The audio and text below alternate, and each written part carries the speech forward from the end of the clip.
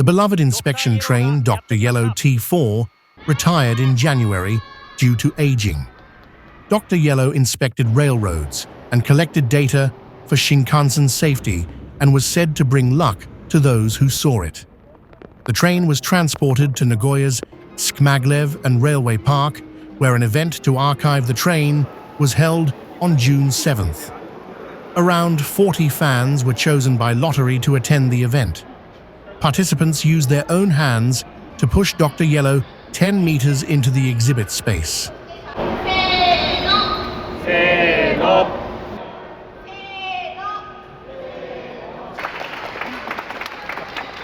黄色い手袋で一緒に動かしてる一体感があってすごく良かったです。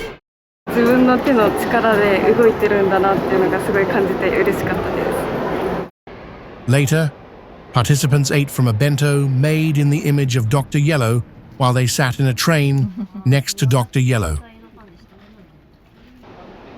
The T4 Dr. Yellow will be on exhibit at the Railway Park starting June 14th.